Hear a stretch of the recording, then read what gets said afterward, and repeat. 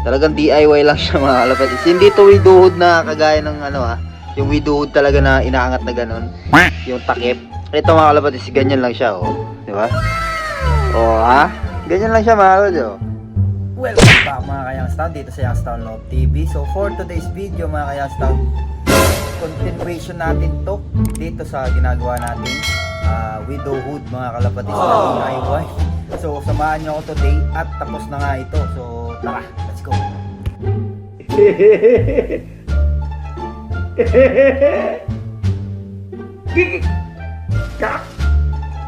Like and subscribe. I can fly.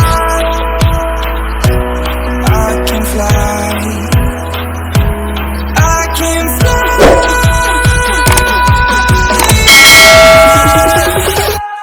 I can fly. So yun na nga mga kalapatids, ito na yung nagawa nating DIY na widowhood mga kalapatids. So ito na yung itsura niya. Ayan na.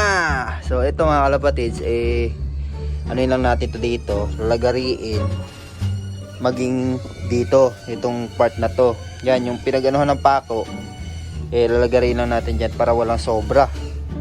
Or pwede na siyang ganyan, yung side na lang, para kumasya sa dun sa loop. Yan. So, eto na nga siya mga kalapatids. So, talagang DIY lang siya mga kalapatids. Hindi to widowhood na kagaya ng yung widowhood talaga na inaangat na ganun. Yung takip. Ito mga kalapatids, ganyan lang siya, oh. Di ba? Oh, ha? Ganyan lang siya mga kalapatids, oh. Oh, di ba? Oh, di ba? DIY mga kalapatids. Diba? Lupit, di ba? Oh. DIY yan mga kalapatids. Oh. Ganyan lang, basic lang. Lagyan mo ng butas dito, pati dito sa taas, papasok mo dyan yung steel matting. Ayun, pwede na siya, oh. Ayan, oh, di ba? Tapos yung gitna niyan mga kalapatids, yung divider niya, steel matting na din. Ayan, oh. Magkikitaan lang sila dyan. Pero ito mga kalapatids, nahihila naman to. Ayan, oh, nahihila naman to. Pero ayan, ganyan lang muna yan. Dahil yan. Yan, oh, di ba? Ang luwag mga kalapatids, oh. Kasya yung isang pares, di ba? Tapos itong niya, matigas, oh. Hindi siya lumulubog. Pag pumatong yung kalapati diyan, hindi lulubog yung flooring. Tapos yung side niya na ito, puro ayan, oh, yung ano ba tawag dito sa na to? Basta yung yan, oh, yung goma siya. Yan. Yan yung pinang side natin mga kalapatids. Tapos yung likod, yung sobra dun sa tiles, yung pinaganohan ng wood tiles. Yan mga kalapatids, yung sa likod. Yan, oh. Yan, diba? Ang luwag mga kalapatids, oh. Oh, diba? Maluwag, oh. Ayos, diba? Nakagawa tayo ng ng pang widow natin, oh. Ganyan lang. May kinukondisyon tayo, kukulong natin dito. Ang problema ko lang dito, ito, oh, sobra siya dito sa dulo, ito. Kaya yan, kumukontra, oh.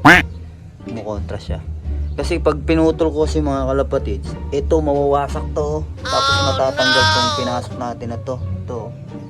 Matatanggal yan mga kalapatids. Pag natanggal yan, mahirapan na tayo. Dahil wala na tayong pangkapitan na naman. Diba? Babasag na kasi dito. Yan, basag na. Yan. O yan, ginanyan ko na lang mga kalapatids. Yan, diskarte na lang talaga. Yan, so ayos na. At ang gagawin na lang natin ay putulin itong dito. Lagariin na lang yung part na to. Yan, magmula dyan lagariin natin. Yan, tapos yung likod lagyan lang natin ng kawayan mga kalapatids, ano, kawayan pang ano lang dito, pang support lang dito sa nilagay natin na to. Parang pong to mga kalapatids, yan, kasi didikit naman natin to do sa yero ng loop, do sa may gilid na banda. Itataas natin ng konti para makita natin yung mga ibon natin, diba? Tapos kukulong natin yung hen dyan. Tapos dito naman yung cock, oh, diba? Ganyan lang, oh. Tapos pag kinukondisyon, dito na lang siya papatukain, oh. Lagyan mo na yung patukaan dito. Or lagyan natin ng butas to, ito. Tanggalin natin itong part na to. Lagyan natin ng patukaan dito. Yan. Ayos na siya nun, diba? Ganoon din sa kabila. Yan. So, hindi nga rin pala tayo nakapagkarga sa TPHA. Dahil nagdadalawang isip ako mga kalapatids na magkarga kahapon ay kagabi. Pang norte nga yung ibon natin at 30 km yun. Yung Arayat dito sa loob ko 30 din yun, 30 plus yun mga kalapatids. So malapit na naman, pero nangihinayang ako kasi 3 days pa nga lang silang naglo-low fly dito. Then baka mawala sila, no? Nangihinayang lang din ako sa kanila. So mag-aantay na lang siguro ako ng training ng CTPR or TPHA pag nag-north na sila. Yan. Wala muna natin ng north kasi isa lang yung pang south natin dito. Si Season lang yung pang south natin dito na ibon. Pero halos naman lahat ng mga yan alam kong kaya nila din mag south, pero ayaw ko nang ulitin yung dati, yung biglaan tayo nagti-training nang walang mid-toss, walang low fly, no?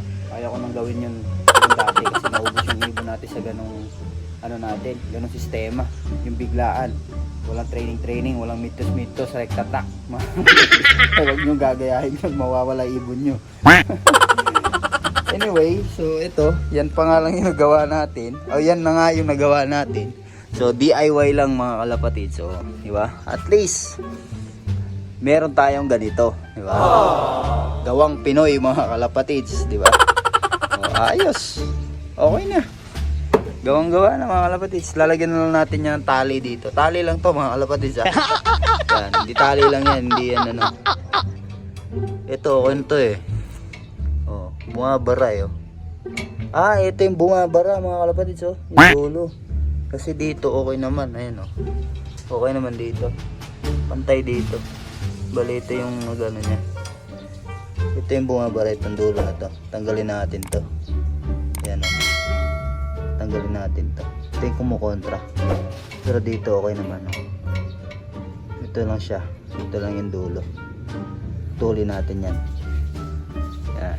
Gusto yung gumawa ng ganito mga kalapatids, gawa na kayo.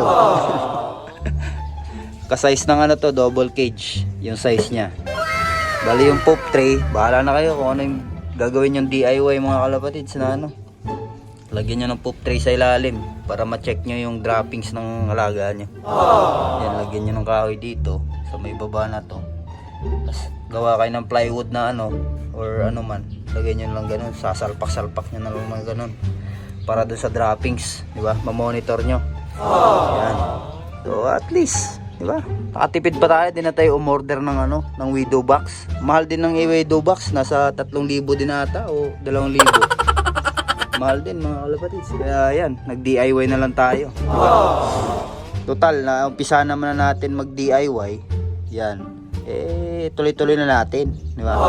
Bahala na yung ibon kung bibigyan nila tayo ng blessings o panalo. Diba? So, nasa sa atin din, sa pagkukondisyon natin. Kaya dapat yung pagkukondisyon natin sa ibon, sigurado din dapat. No?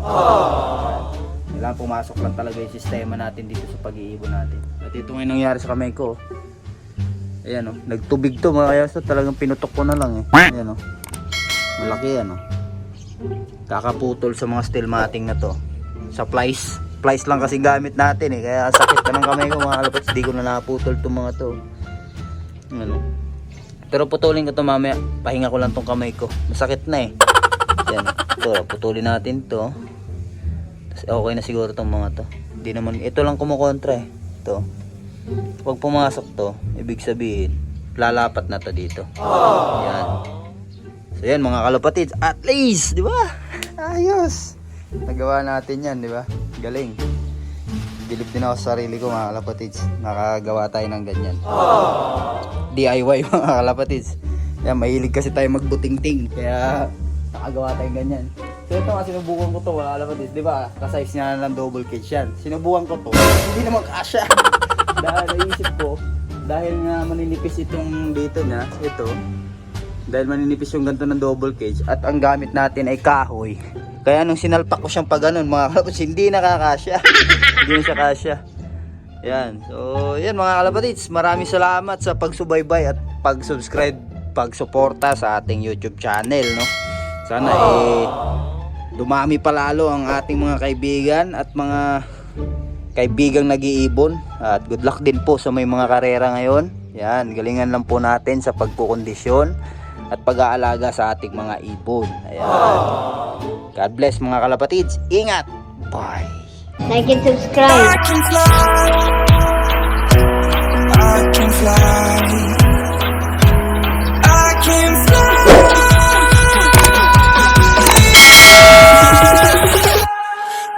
can fly.